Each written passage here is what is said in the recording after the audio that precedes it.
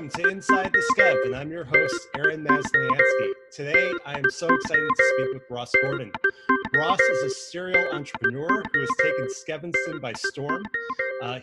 Ross is the founder of CatchCo, a digitally native sport fishing brand that began as a subscription service called Mystery Tackle Box in 2012. Today, CatchCo sells millions of fishing lures every year through their Mystery Tackle Box subscription, e-commerce platform, and retail partners like Walmart and Dick's Sporting Goods. Ross also previously founded Evanston's own CraftJack, a marketing and SaaS company and for home improvement contractors. So, Ross, thank you so much for being here today, joining here. I see if you're watching this on YouTube, it looks like Ross is actually out there fishing right now. It's all an illusion. It's all an illusion. Yeah. I don't know. I wish. It's virtual. If there was any place I'd rather be besides fishing, it's doing a podcast with you, Aaron. So I'm super excited.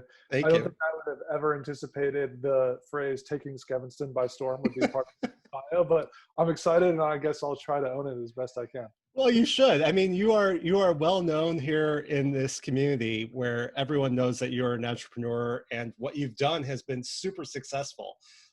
We actually we got to know each other playing basketball in the Yeshiva Alumni Basketball League, where you were the commissioner for many, many years. And we've talked a lot of basketball, but unfortunately that's not going on right now. But you are killing it in business. And, you started this business here. And I remember talking with you about it a few years ago where you had a few thousand people, then you had about like 20,000 people subscribing, and now it is a large business. So how did it start, and what gave you the idea to create a mystery tackle box company? Yeah, it's been a crazy ride. We started off as Mystery Tackle Box. Today, as you mentioned, we do a lot more than that. We just actually started celebrating our 8-year anniversary this month. We were posting on social media a bunch of memories and some promotions we have, but it's been 8 years since I started the company. And I actually started the company, you mentioned one of the other companies I started called CraftJack, which was a lead gen company for home improvement contractors. That company was acquired by another company called Home Advisor. And so as I was thinking about what to do next, Mystery Tackle Box was an idea that I kind of had in the back of my mind for a year or two prior, because I grew up fishing. I grew up in Minnesota, so fishing was something I loved doing as a kid. There were 3 lakes within 10 minutes of my house. So I'd fish all the time as a kid. I moved to Chicago for high school. I went to boarding school. Then I was out of state for college. So I kind of stopped fishing for a good 10 years just because of lack of access to it. Right. And when I moved back to Chicago, I got married relatively young after college. So I had a bit more time on my hands, kind of living on the outskirts of the city, and just started to think about how much I missed fishing. And so I started to go to Montrose Harbor on Sunday mornings. I'd wake up before sunrise, go with a couple buddies. I'd go with our mutual friend, Noah Mishkin. We'd grab a cigar. We'd kind of sit there and catch perch in the harbors, and just started to get into fishing again for the first time in 10 years. And as I got more into fishing, I started to get into bass fishing, which is something I did a little bit of as a kid, but not a ton. And bass fishing just kind of took over everything I wanted to do. I started to get all this fancy gear, and I'd go spend all this time shopping for tackle and try to learn all the ins and outs of all the different techniques and ways you could fish for bass. I kind of went deep down the rabbit hole, but the deeper I got, the more overwhelmed and confused I became with all the different products and techniques and where to fish and how to fish. And it's something that there's a little bit of a barrier of entry to kind of get into. There's a learning curve. And so I got overwhelmed. And so I had this idea to basically find a way to simplify that process. How as a consumer did I want to learn about fishing? And I thought it'd be super cool if somebody just sent me a handful of new products every month that were specific for the time of year, specific for the species I was fishing towards. And then more importantly, gave me the content and tips on how to use them, and gave me the components I needed to use them together. Because oftentimes if you go into a tackle shop, you buy a lure, you need a specific size hook for that lure. There's a lot you have to know. I wanted someone to simplify that. So I actually thought somebody had to be doing it. So I was trying to find something to sign up for myself. And when nobody was doing it, I was just this is a cool idea, but I was running CraftJack, so I was kind of sitting on it. And when I sold that company, that's when I basically jumped in and started Mystery Tackle Box out of a garage. That's really the way that entrepreneurs figure out when there's a need. When you try to find something for yourself and you realize that it doesn't exist, and then you can fill that need for the consumer, right? Yeah, I think there's two paths I've seen. Like one is the, oh, there's a cool business opportunity, I can make a lot of money, let me go do this, and people do that. But then there's exactly what you said. There's, I would love to do something, this is for myself. And I find when that happens, you're starting a project because you're passionate about it and you're so much more motivated, and then it becomes enjoyable, and you really, you know, you put all your focus into it. My previous company, CraftJack, was started for the other reason. Like, I didn't have anything to do with home improvement contracting. I was a really good internet marketer. I figured out some digital way to basically do a lead gen business. I got good at it. I was making money, and so I did it. But when it came time to stick with the company, I just realized I wasn't passionate about it. And that's when I got into fishing. And it's like, I haven't looked back. It's been amazing. How did you learn to get so good at marketing? I mean, what did you do previous to starting your own company? Yeah, so I started my career at a very small web design firm here, actually based in Lincolnwood, right around the corner from us. It was on Lincoln and Toohey. It was called InfoTube, and it was like a 7 or 8 person company. My friend's older brother was one of the main guys there. Main guys were 7 guys, but he was one of the partners. And so I got a job there interning. But when I was there, I learned the ins and outs of like how websites were made. This is back in 2005. So how the ins and outs of the web design process. I was an English major in college with a marketing minor, but I've always been like into creative writing, and I wanted to go into copywriting and advertising. I couldn't get a job at a big agency, so I worked at a small firm, was there for a year and a half, really started to understand the world of digital marketing. But then I got a job at Leo Burnett on their digital marketing team, which is a big agency. I got a junior level position there. I transitioned into the creative team. And so I was working on things like branding campaigns, website design, banner ads for brands like Purina, General Motors, a bunch of consumer brands. But on the side, I started to focus on affiliate marketing, which is effectively selling other people's products on the internet for a commission. So you could send people to Amazon, and Amazon will give you a commission. Or in my case, I was doing a lot of lead gen. So the company that actually ended up buying CraftJack was a company called Home Advisor. At the time, they were Service Magic. They would pair people with home improvement contractors. And so if you sent them a lead for a homeowner who's looking for a contractor, they pay you like $10 or whatever it was. Yeah. I got really good at figuring out like how to generate those leads through Google search ads and through, you know, just online advertising. And I would generate them for $8 and sell them for $10.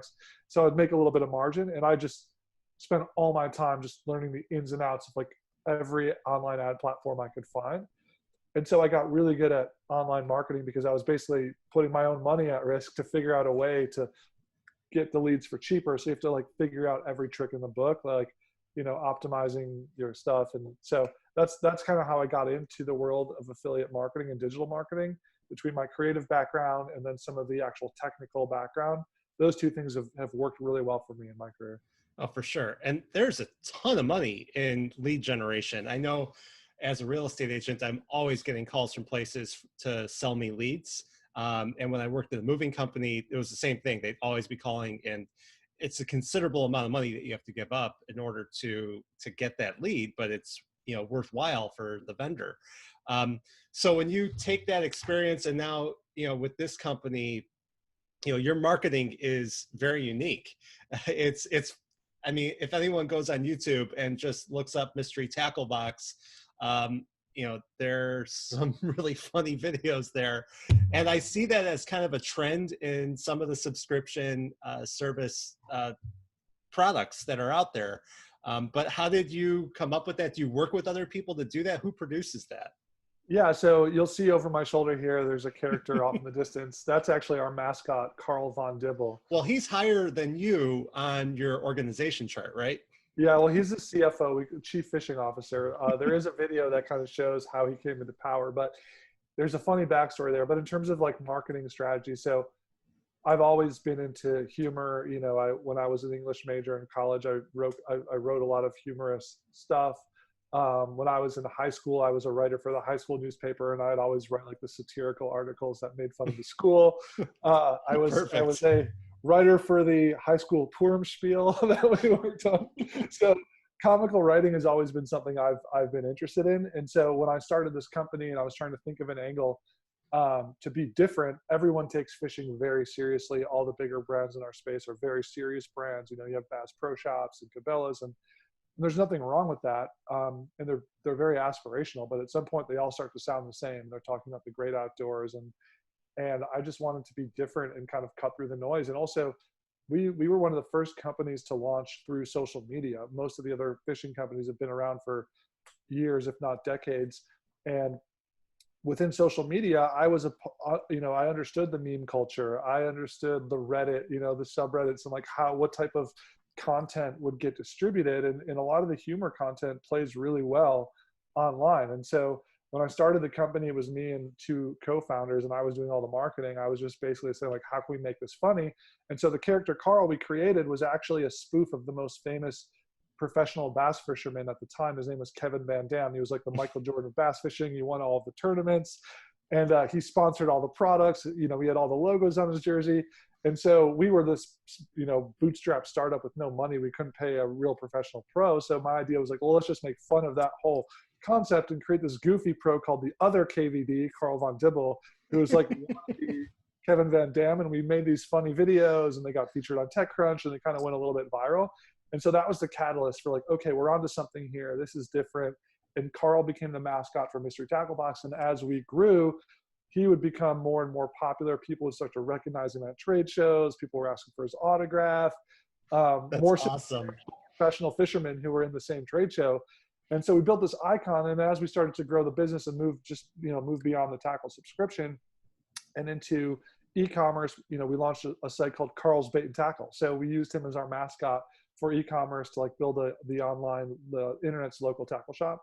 And so Carl's become a huge part of our content. We always use him, but generally humor has become. So I started it, but as the company's grown, and I'm not currently writing social media posts that often, we've hired some really, really funny people. So now our head social media content manager, his name is Brett Ford, but he's become his own influencer, so to speak, within our social media profiles.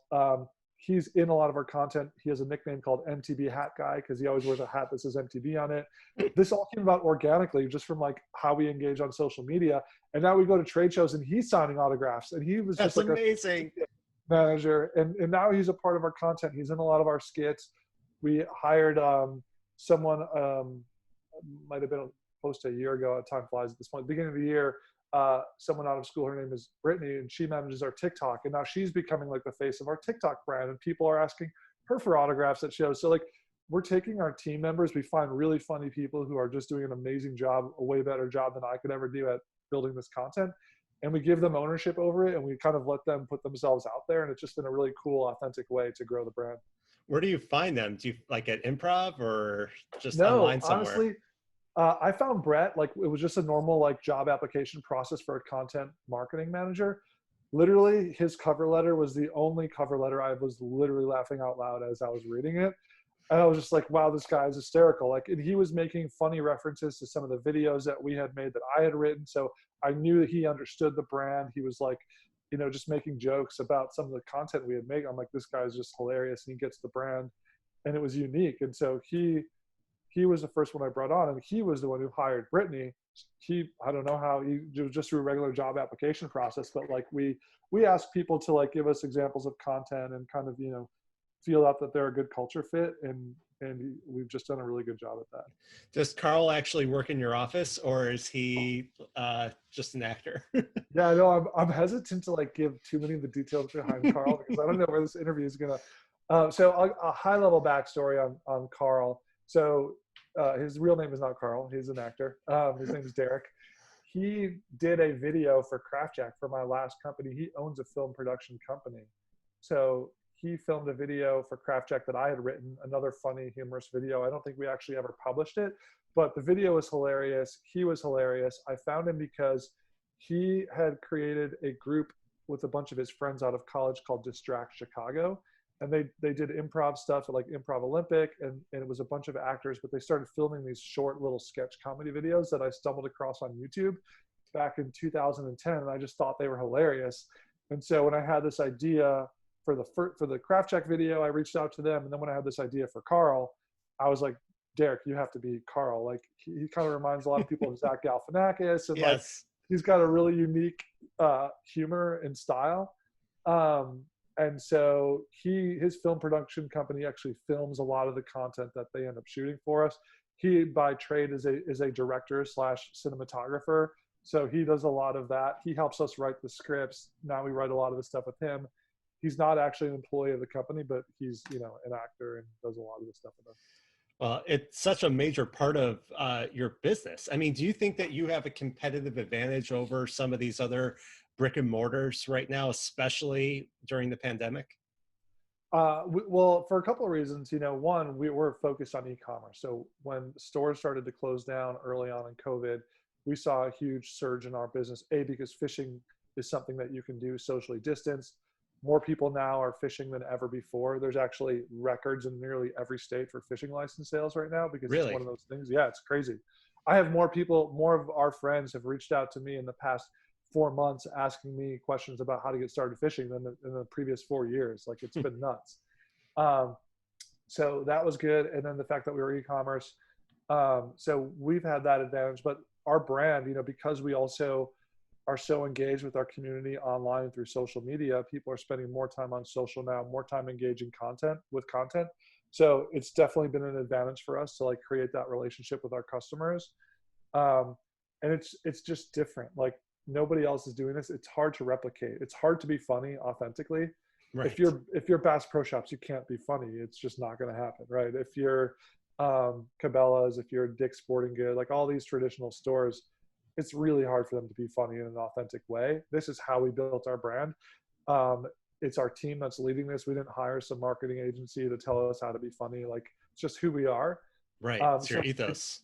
Yeah, it just, and we're fun, like we just have a fun culture and that shows up in our brand. And so that's a big part of our strategy. I can't say that I thought about it up front. Like it just kind of became natural, but Yeah. looking back on it and now where I see where we are, it's like a complete competitive advantage in that sense. How many people are subscribing to your service? So we don't share our subscriber numbers publicly, but we have, you know, well over 100,000 subscribers now, getting boxes every month. But we also sell our boxes in Dick's Sporting Goods, in Walmart. So like in the next 12 months, we're gonna probably ship close to 2 million, 2.5 million boxes across all of our different channels. So it's been pretty crazy. How does that work to be able to put together the the product? You're based in Chicago. I guess one question is everyone working remotely from your office anyway right now? And then how do you work with like who the manufacturers of what your product is? Yeah, so we prior to COVID, we had about, let's see, I'd say 70% of our workforce was based in Chicago and then 30% was remote. So we already have like a remote culture for a portion of our company. All of our whole web development team is remote. They're all based in the US, but they're remote. Like our CTO is based in California. Even our developers who live in Chicago mostly work from home. So that part was remote. We've had other team members who've moved out of Chicago, but they've still work with us. So when COVID hit, we already had a lot of the tools in place to accommodate. We use Slack for all of our online communications, Google Hangouts, Zoom, all that stuff came natural to us. Certainly, there is some value to just being able to go in a conference room with some people and whiteboard something, and that's obviously been a challenge. Also, we deal with a lot of physical product development, prototyping. So that's been the most challenging part of being remote, is not being able to be in a room. We do have a warehouse out in Downers Grove. It's not a warehouse, it's like a product testing facility that our team has been going out to. We keep it to fewer than 3 people at a time. We have like a big swimming pool there where we can test products. So you have fish in there and everything? No, it's just more to like check the physics and the action and stuff like that. We have like a painting station and a prototyping station, 3D printers. So like we have to go there. But otherwise, it's certainly been a challenge. Like we have products that have just been delayed because a lot of our stuff is manufactured. Some of it's manufactured in China. So supply chain issues, ability to get stuff over here quickly when there's no air freight. Wow. All of that stuff has been a major headache. Also, all the factories, China had COVID, before we did, and they were closed for 2 months before we were closed. And it was right after Chinese New Year. So like we were coming out of Chinese New Year, then all the factories were closed for 2 months. So we were already like low on inventory before COVID hit. So that's been the craziest part of the whole, COVID thing is trying to deal with our supply chain and some of that. We do manufacture some of our stuff in the US. Even that, there's been challenges around that. So on one hand, we're having an amazing growth, through a very difficult time, and a lot of people are experiencing the opposite. We're very fortunate. But it's been a struggle to keep up with the supply chain and meet the demand, and shipping times are delayed. So customers are getting frustrated. Like, everything's just been a little bit of a challenge on that front. Yeah, I can imagine. And being able to create new products, it probably, like you said, it presents new challenges. One of the things that I see on your website is that you have Biospawn. It's baits genetically engineered to catch more fish. What is that about? Yeah, so that's Biospawn is actually a company I started with a friend of mine back in 2013.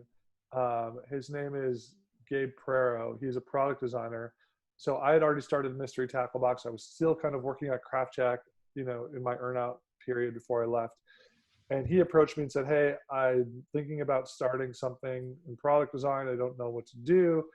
And I said, "Well, I have this fishing subscription box. If you want to start a fishing lure company with me, we can get some distribution." And again, like, we wanted to come up with something different. We didn't want to just make a brand that we thought would be like everything else. And so we started thinking about what kind of brand is going to appeal to younger consumers, modern anglers, people who grew up playing video games like Halo and like that type of stuff. So we started brainstorming, and the idea behind Biospawn was to create this like sci-fi futuristic brand and like this dystopian future where like you could take the organisms that fish eat and like genetically modify them into like futuristic shapes that would like make them more appealing to the fish. So it's kind of like this funny backstory we created for the brand. And it was totally different. And so genetically engineered baits was like the tagline. Yeah. And then there's a disclaimer in the back of the package that says baits don't actually have genes, just to play it safe. So again, it was like a tongue-in-cheek, kind of humorous, but kind of cool approach to do something different. And that brand like has had a ton of success.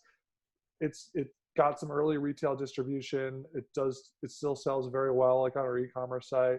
But again, it was just kind of like trying to take a different approach to an industry that's been doing something the same way for so long. We just said, let's just try something different and see where it goes. Yeah. Well, it's such a basic, fishing is so old school. It's as old school as you can get, right? Yeah. I mean, have companies that have been in the business for many, many years contacted you, or, with either compliments or critique about what you're doing and how it's affected the industry? Yeah, it's been interesting. We work with, when we started Mystery Tackle Box, we were not making any of our own products. So it was just third-party products. And we would try to get brands to work with us, and it was very difficult early on. Nobody took us seriously. People are like, why would anybody want to get random fishing lures? Fishing is a very specific thing. People have things they want to use.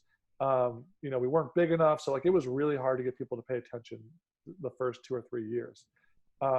As we started to grow, I think people started to catch on, and then we had brands started to approach us. Hey, can we get our products in your boxes? How can we work with you? And so we have relationships with a lot of the other manufacturers in the space. At some point, as we continue to grow, we realize that the bigger that business gets, the harder it is for us to coordinate all these products with all these different manufacturers every month, and do that efficiently and cost effectively.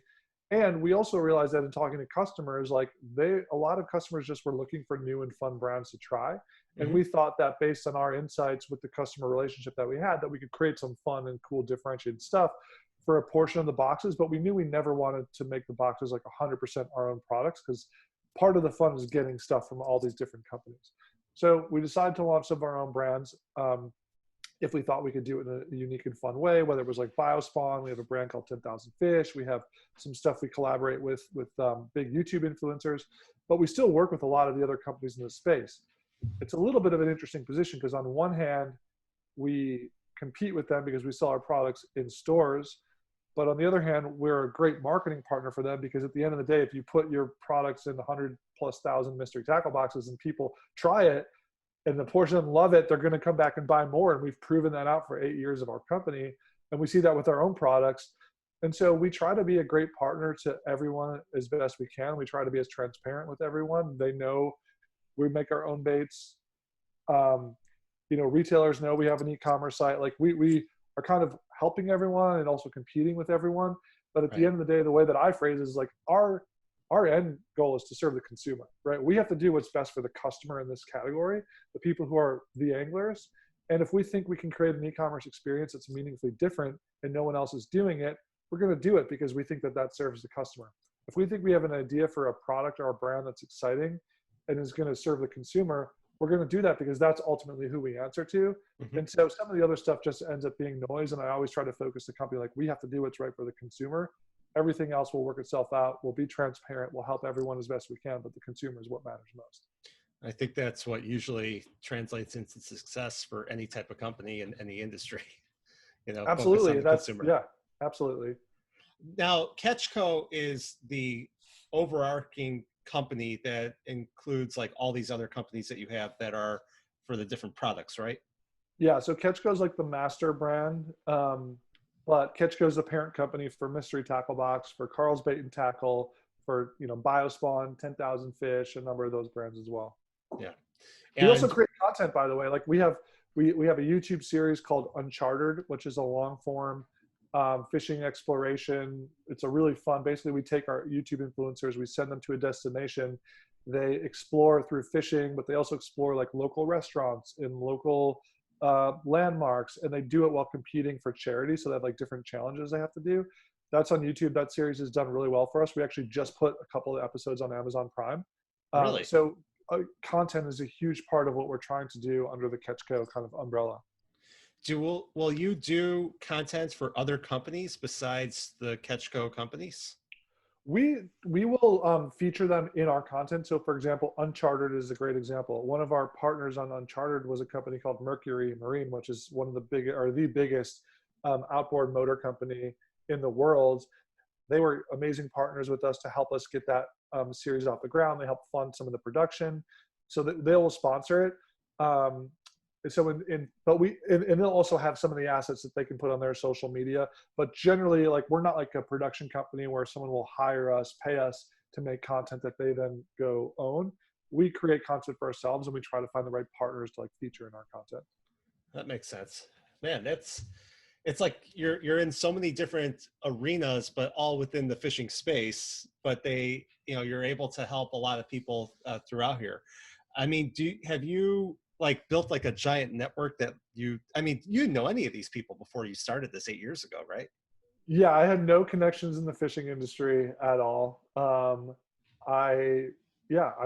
it's amazing. I mean, I've met some really, really amazing people in this industry, whether it's people who run other companies that are just incredibly smart or forward thinking or have just been great people to work with. People at retailers, manufacturers, people overseas at factories. Like I've just met a ton of really awesome people. I've met some not awesome people too, as I'm sure everyone, goes through. But it's been crazy kind of coming into a space that I literally knew nothing about. I've had some really strong mentors along the way who've helped me kind of break in and made introductions, and that's been helpful too. It is very cool to meet a lot of people that maybe you never had the opportunity to. And I see that the NBA they're having in the bubble now, they have the NBA bass fishing all-stars, because all around Disney, they're stocked with bass fish from when Disney World was built. Have you been in touch with any of those NBA players, or what's going on there? I'm actually glad you asked me this question. Believe it or not, we actually have been. We have a number of professional athletes who follow us on social media and actually like will engage on our posts, like who are into fishing.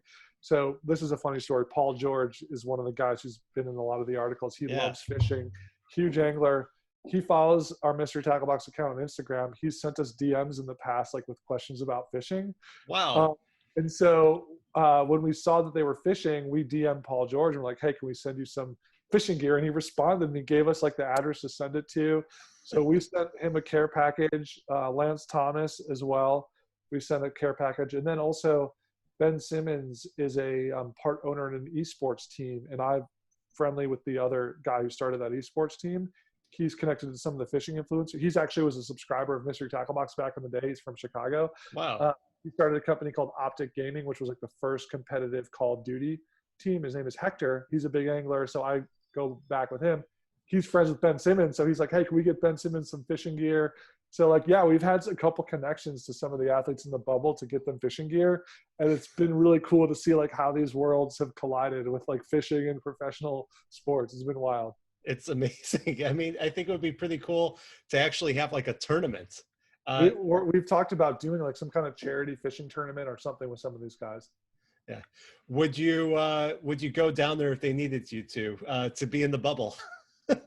If I get to stay in the bubble, yeah, I mean, just give me a quick swab, make sure I'm clean, and I just hang out there for a couple of weeks. Yeah, that'd be a hell of a basketball league to play with.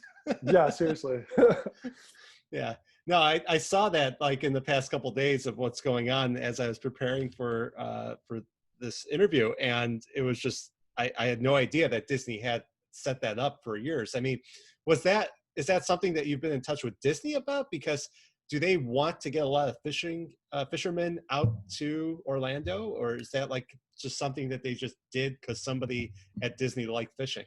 Yeah, no. So honestly, like one of the biggest trade shows in fishing every year is called ICAST, and it's in Orlando. So I go down to every Orlando in July, which is a beautiful time to be in Florida.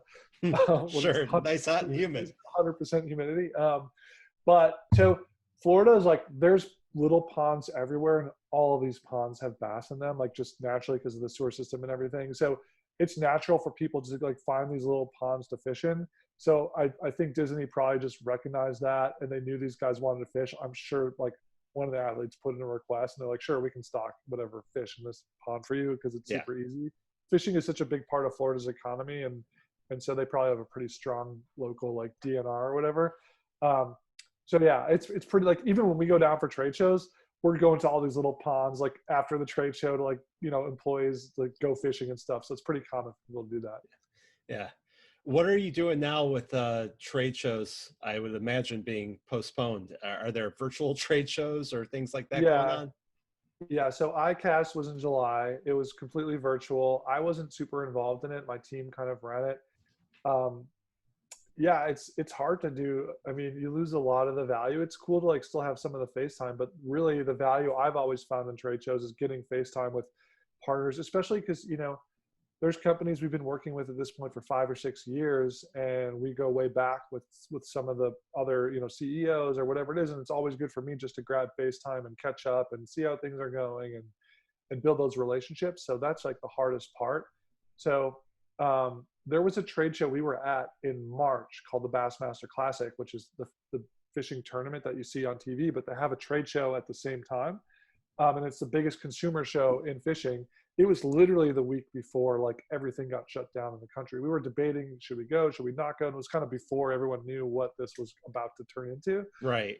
So we went. And so like the first week of, I think it was like the last week of February, the first week of March, I was there, and then we got back, and then it was like, wow, everything started shutting down. It was probably one of the last trade shows in the country that wasn't shut down. It's crazy. It's been wild. Yeah. It's been wild, but it's very cool for you that a lot of people have taken to fishing and it's helped your business, which is amazing. But, you know, if you've never been fishing or have no idea how to do it, like, where do you start? I mean, it's a great question. It's a really hard sport to get into. People have so many questions. You know, what gear do I need to buy? Where do I go to fish? How do I use it? How do I take the fish off the hook? Like there's literally a dozen questions, if not more, that someone will have the first time they go fishing. And it's intimidating. And the best way to do it is to go with someone who's done it before, but that's not always an option. And I think for us, you know, that's a big gap in the market right now. There's not, you know, Walmart has a lot of like starter kits, or Dick's Sporting Goods will have some starter kits.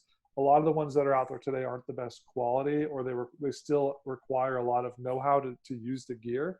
Yeah. So YouTube is always a great resource. I mean, when I was getting into bass fishing back in like the early, 2010 to 2011, YouTube was pretty early, but I learned a lot of what I know now from YouTube.